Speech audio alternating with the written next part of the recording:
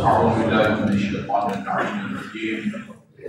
بسم الله الرحمن الرحيم. الحمد لله الذي لا يبلغ مدحته القائلون ولا يحصي نعماءه العافون، الذي لا يدركه بعد الهمم ولا يناله غوص الفتن، والصلاة والسلام على خير خلقه وأشرف بريته، الذي سمي في السماء بأحمد وفي الأرضين بأبي القاسم محمد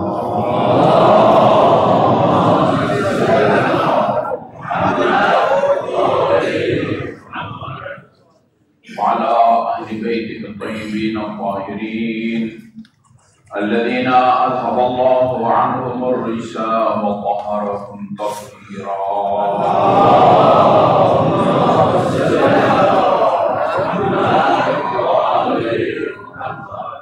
والنعم الأبدي على أعدائهم أجمعين. أما بعد، فقال الله الحكيم: بسم الله الرحمن الرحيم. كتب عليكم الصيام كما كتب على الذين من قبلكم لعلكم تتقون.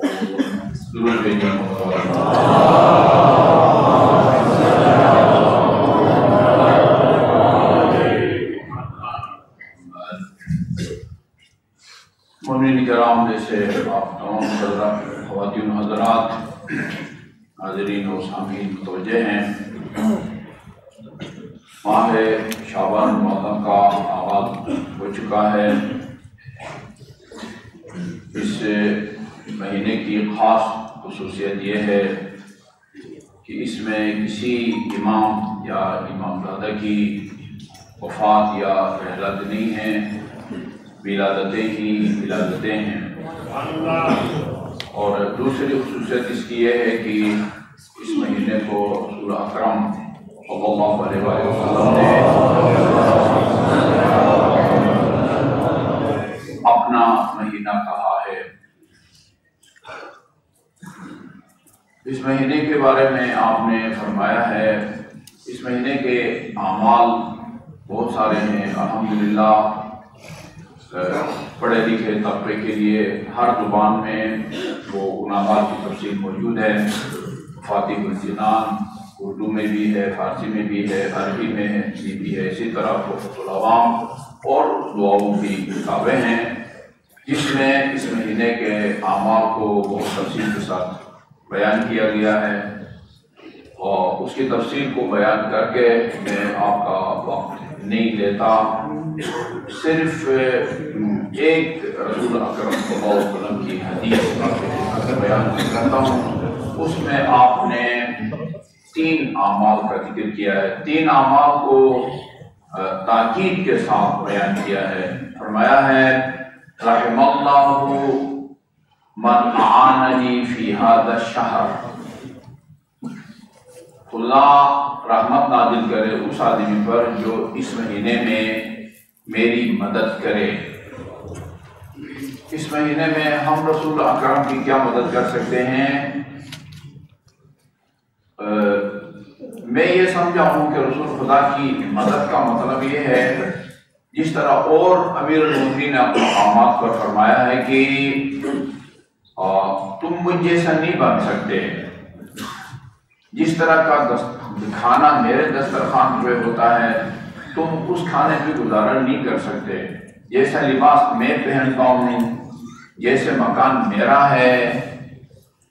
کوفہ میں امیر المومنین کی حکومت تھی، دارالخلافہ جو ہے وہاں کا دارالامارہ، اس میں رہائش نہیں تھی۔ کوفہ کے وہی کمرے جو زیارات کے لیے جانے والے دیکھتے ہیں، اسی کمرے میں امیر المومنین کی تم مجھ جیسے نہیں بن سکتے، نہ مجھ جیسا کھانا کھا سکتے ہو، نہ میرا جیسا لباس پہن سکتے ہو، نہ میرے مکان میں تمہاری رہائش نہیں ہو سکتی ہے، لیکن ولیکن اعینونی بورع و اجتہاد، ورع تقوی اور پرہیزگاری اور اپنی جد و جہد کے ذریعے اپنی امام کی مدد کرو۔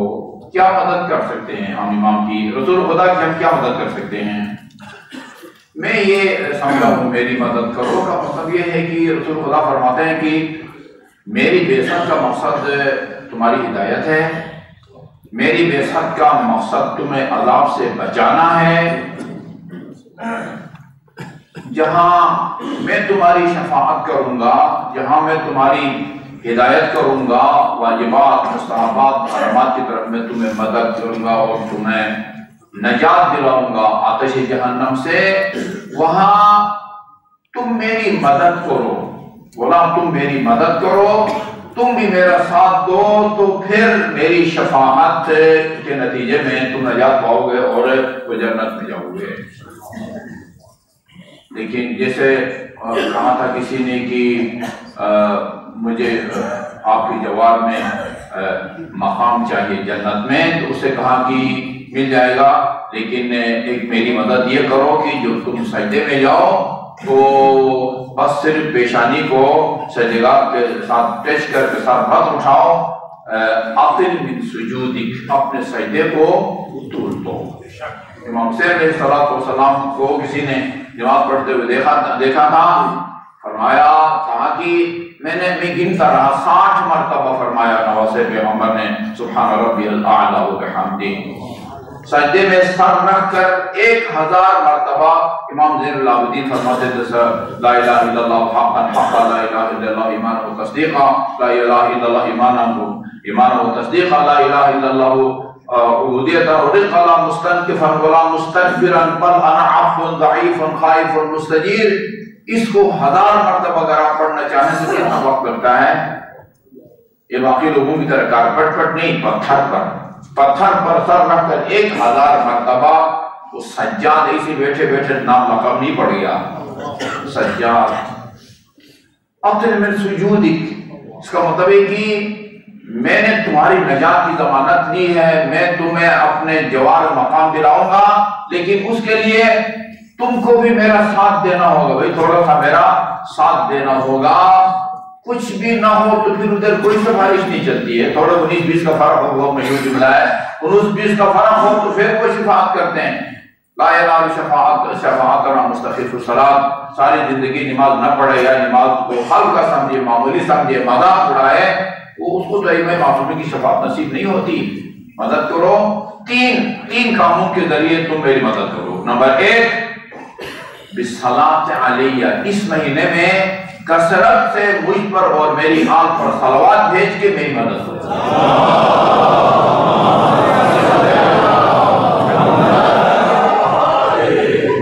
مختلف مناسبتوں سے سال ثواب کی مجالس میں، عشروں میں، خطبوں میں بھی صلوات کی فضیلت کو میں بیان وہ کرتا رہا ہوں، لیکن یہاں ہے کثرت سے صلوات، کثرت سے صلوات۔ تشہد میں اللہم صلی علی محمد و آل محمد پڑھنا واجب ہے، اس کے علاوہ نماز کے دوران ذکر رکوع میں، ذکر سجدہ میں، قنوت میں، دعائے قنوت پڑھنے سے پہلے، دعائے قنوت کے بعد صلوات پڑھنا مستحب ہے۔ صرف تشہد میں اللہم صلی علی محمد و آل محمد یہ واجب ہے۔ یا مجلس میں وہ پڑھنے والے کا کوئی نقطہ آپ کو پسند آ گیا، آپ نے صلوات بھیج دی، یا اسٹیج سیکرٹری یا وہ خطیب کی درخواست پر آپ نے صلوات بھیج دی، اس کو نہیں کہا جائے گا کہ آپ کثرت سے صلوات پڑھتے ہیں۔ تب کہا جائے گا کثرت سے صلوات پڑھتے ہیں کہ جب بھی آپ کو فرصت ہو، زبان خالی ہو، 5 یا 6 سیکنڈ سے زیادہ وقت نہیں لگتا، میرے بھائی اللہم صلی علی محمد و آل محمد، ثواب اس کا اتنا ہوتا ہے۔ مستدرک الوسائل کی جلد نمبر 5 میں نے خود روایت پڑھی ہے، ثواب اس کا اتنا زیادہ ہوتا ہے کہ یہ دنیا بھر میں برسنے والی بارش کے قطروں کو گننے والا فرشتہ محمد اور آل محمد پر صلوات کا اجر اور ثواب ہے، اس کا حساب کتاب نہیں رکھ سکتا۔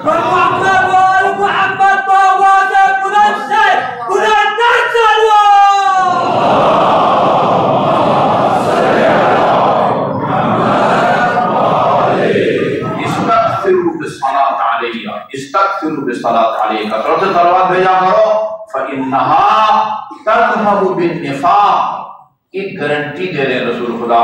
صلوات کا فائدہ کیا ہوتا ہے؟ ایک تو ثواب اتنا ملتا ہے کہ جس کو فرشتے بھی نہیں لکھ سکتے، اور دوسرا یہ لفظ نفاق یعنی منافقت کو دور رکھتی ہے یہ صلوات، منافقت کو۔ اب اس منافقت سے مراد وہ منافقت نہیں ہے جو منافقین میں تھی اور ان کے بارے میں پورا سورہ نازل ہوا ہے۔ یہ آپ کے سامنے آپ گواہی دیتے ہیں کہ آپ اللہ تعالیٰ کے رسول ہیں، یہاں سے آغاز ہوتا ہے نا، اللہ بھی گواہی دیتا ہے کہ آپ اللہ تعالیٰ کے رسول ہیں، لیکن منافق جھوٹ بولتے ہیں۔ کیا مطلب؟ یعنی اندر سے آپ کو رسول نہیں مانتے، ایسی زبانی کمالی آپ کو کہتے ہیں کہ آپ اللہ تعالیٰ کے رسول ہیں۔ یہ بھی بے شک خدا بھی جانتا ہے، رسول بھی جانتا ہے کہ اندر سے یہ مجھے رسول نہیں مانتے، لیکن زبانی کلام لا الہ الا اللہ محمد رسول اللہ کے نتیجے میں وہ قیامت کے دن جہنم میں سب سے نچلا جو وہ ہوگا، بیسمنٹ کا فلور، ادھر ان کا مقام ہوگا۔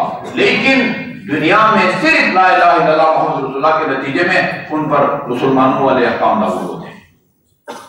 وہ منافقین نہیں ہے مراد، وہ منافقین نہیں ہے۔ یہ جو ہے نا آدمی، بہت سارے لوگ موجود ہیں معاشرے کے اندر جو آپ کے سامنے وہ باتیں کرتے ہیں جو خود آپ کے بارے میں ان کے دل میں نہیں ہے۔ وہ جس طرح شرک کی قسمیں ہیں نا، شرک کی، یہ عجیب قرآن کی آیت ہے، بہت خطرناک۔ وَمَا يُؤْمِنُ أَكْثَرُهُمْ بِاللَّهِ إِلَّا وَهُمْ مُشْرِكُونَ۔ اس کا سیدھا ترجمہ یہی بنتا ہے، اکثر مومنین مشرک ہیں، اکثر مومنین مشرک ہیں، مومن بھی ہے مشرک میں، یہ کیسے ہو سکتا ہے؟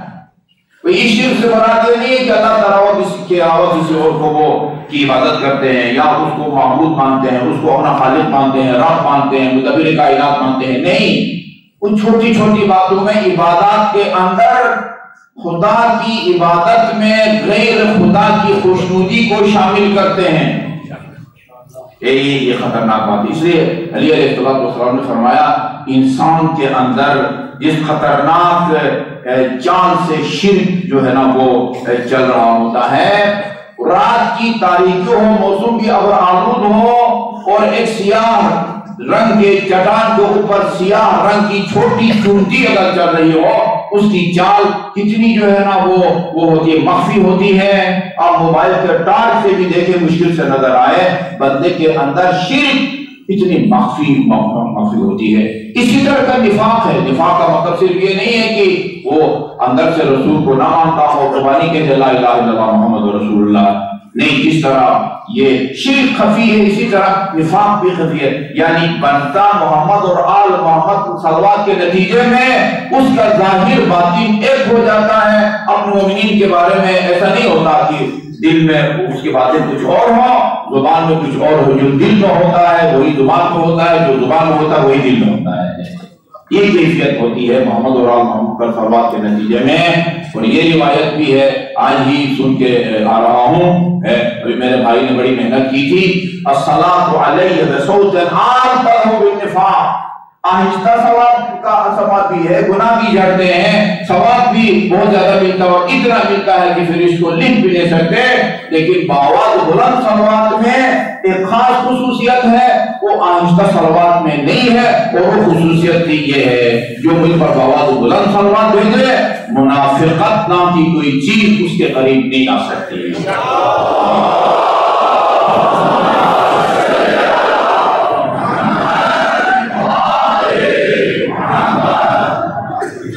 فَإِسْتَغْفِرُ بِصَلَاةٍ عَلَيْهَا فَإِنَّهَا نُورٌ فِي الْقَبْرِ وَعَلَى الصِّرَاطِ وَفِي الْجَنَّةِ۔ جو آل محمد اور آل محمد پر کا صلوات سے صلوات بھیجتا رہے گا، یہ صلوات قبر میں بھی، پورے صراط سے گزرتے وقت بھی، اور روز قیامت بھی۔ اس کا مطلب یہ ہے کہ ان تینوں مقامات اور منزلوں میں انسان کو نور اور روشنی کی ضرورت ہوگی۔ ادھر پھر واپڑ کی بجلی یا آپ کی یو پی ایس کی بجلی نہیں ہوگی، قبر میں بھی اور پورے صراط سے گزرتے وقت بھی، اور روز قیامت بھی۔ محمد اور آل محمد پر صلوات نور اور روشنی کا کام دے گی، اس روشنی میں آپ چلیں گے۔ یہ دو روایتیں کافی۔ دوسرا الصوم، رمضان مبارک میں روزہ رکھ کے میری مدد کرو۔ رمضان مطلب روزے کو رسول خدا اپنی مدد تصور کرتے ہیں، اپنی مدد حسب توفیق۔ جو صحت مند بھی ہیں، عمر میں بھی جوان ہیں، الحمدللہ ان کو شوگر بھی نہیں ہے، اللہ تعالیٰ سب کو اس طرح کی ایسی تمام بیماریوں سے اللہ تعالیٰ محفوظ رکھے، جو محفوظ ہے، جو مبتلا ہیں، دچار ہیں، ان کو جلد از جلد شفائے کامل عطا فرمائے، جو اس طرح کی عبادات میں رکاوٹ بنتے ہیں اور شرعی مجبوری جو ہے نا وہ میں پیش آتی ہے۔ الصوم، روزہ، جنت من النار، روایت یہ ہے جنت من النار۔ جس طرح نماز کو دین کا ستون کہا گیا ہے، اسی طرح روزے کو آتش جہنم کے مقابلے میں ڈھال اور سپر کہا گیا ہے۔ حسب توفیق میں افراد کو جانتا ہوں پورا رجب، پورا شعبان ان کو رمضان مبارک کے ساتھ ملا دیتے ہیں، ان کو رمضان مبارک کے ساتھ ملا دیتے ہیں۔ صوم، تیسری چیز وَالتَّسَنُّنِ بِالسُّنَّةِ، میری سنت پر عمل کرو۔ یہ تین کام کرو رمضان مبارک میں، اور اس طرح میری مدد کرو کہ تمہیں عذاب سے بچانا اور جنت میں جنت کا تم کو حقدار بنانا میرے لیے آسان ہو جائے گا۔ تم اگر ان تین کاموں کے ذریعے میری مدد کرو گے، میں تمہاری جنت کی گویا ضمانت دیتا ہوں۔ سنت کیا ہے؟ سنت میں دونوں چیزیں آتی ہیں، واجبات بھی آتے ہیں، مستحبات بھی آتے ہیں، واجبات بھی آتے ہیں، مستحبات بھی آتے ہیں۔ اس کے علاوہ آپ پڑھیے سنن النبی، علامہ محمد حسین طباطبائی رضوان اللہ تعالی علیہ نے سنن النبی کے نام سے کتاب لکھی ہے، میرے خیال میں اردو میں ترجمہ بھی ہو چکا ہے۔